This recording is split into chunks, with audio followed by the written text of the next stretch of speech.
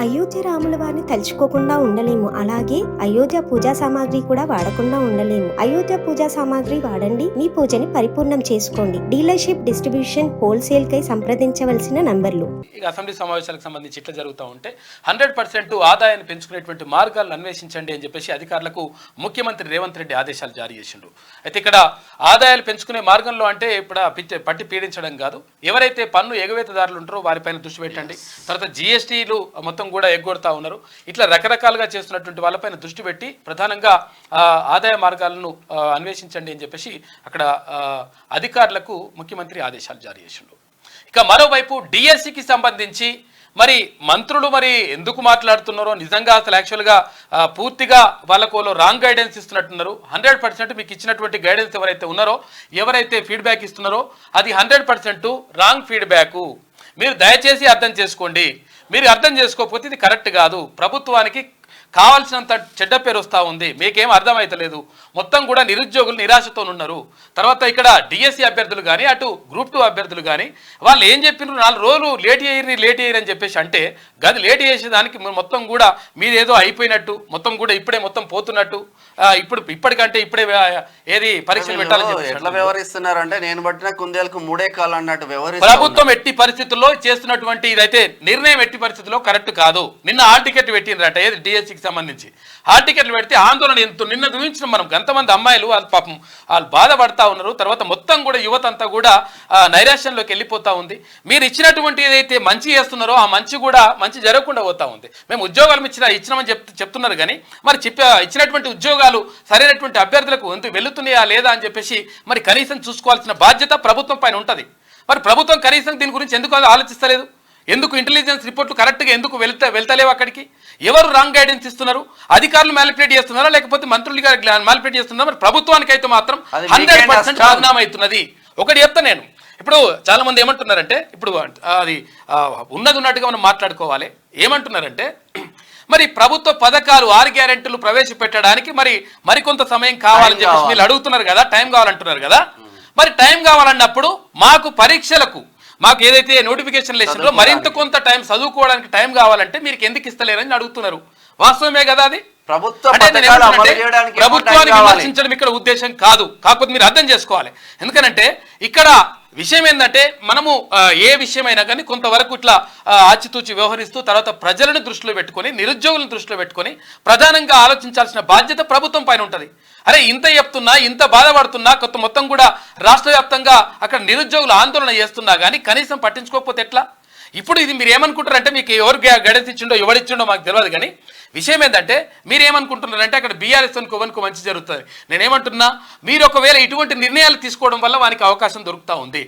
వాళ్ళకి అవకాశం దొరకడానికి మీరు అవకాశం ఇస్తూ ఉన్నారు. మరి ఎందుకు మీ దాంట్లో ఎవరన్నా మరి అట్లా అధికారులు ఏమన్నా మ్యాలిపులేట్ చేస్తున్నారా లేకపోతే ఎవరు మ్యాలిపులేట్ చేస్తున్నారో అర్థమైతలేదు కానీ 1000% అక్కడ నిరుద్యోగుల డిమాండ్లు ఏవైతే ఉన్నాయో అవి 100% కరెక్టు.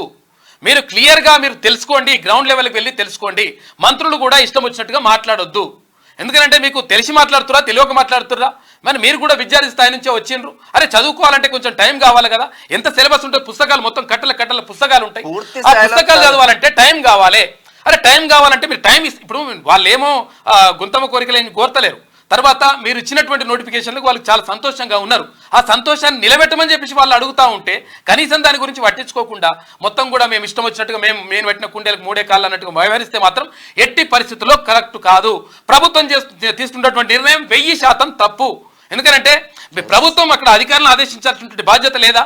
తర్వాత ఇక్కడ టీజీపీఎస్సీకి సంబంధించి కానీ అటు విద్యాశాఖకు సంబంధించి కానీ 1000% అక్కడ నిరుద్యోగుల సమస్యలు ఏవైతే ఉన్నాయో, నిరుద్యోగులు ఏదైతే కోరుతా ఉన్నారో, డిమాండ్ చేస్తా ఉన్నారో 100% అక్కడ పోస్ట్పోన్ చేయాల్సినటువంటి న్యాయమైన డిమాండ్ పోస్ట్పోన్ చేయాల్సినటువంటి బాధ్యత ప్రభుత్వం పైన, అటు విద్యాశాఖ పైన, ఇటు టీజీపీఎస్సీ పైన 1000% ఉన్నది.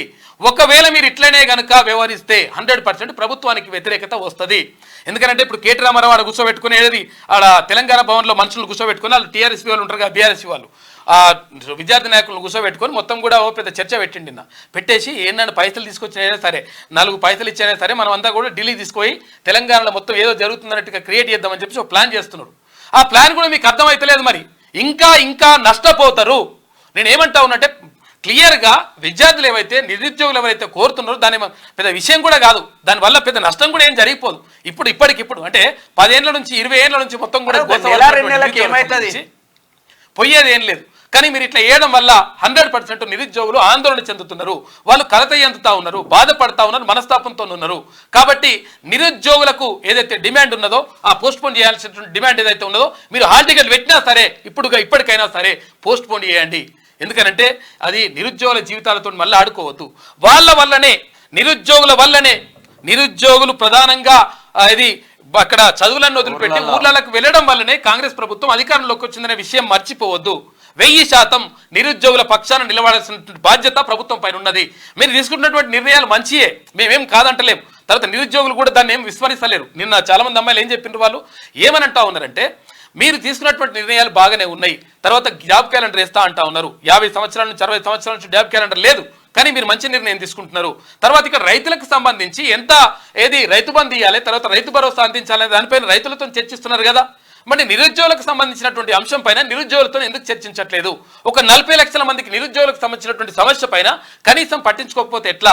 తర్వాత ఇక్కడ ఆ గ్రూప్ 1 సంబంధించి పక్క రాష్ట్రంలో ఇక్కడ ఆంధ్రప్రదేశ్లో 1:100 తీస్తే మనం 1:50 తీసిండ్రు. అధికారులు మిమ్మల్ని మ్యానిపులేట్ చేస్తున్నారు. కొంతమంది వాళ్ళకు ఒత్తాసు వలుకుతా ఉన్నారు, బీఆర్ఎస్ వాళ్ళకి మంచి చేసేటువంటి ప్రయత్నం చేస్తా ఉన్నారు, ప్రభుత్వాన్ని భదనం చేసేటువంటి ప్రయత్నం చేస్తా ఉన్నారు. ఇది మీకు అర్థం చేసుకోకపోతే ఇంకా నష్టం జరుగుతుంది.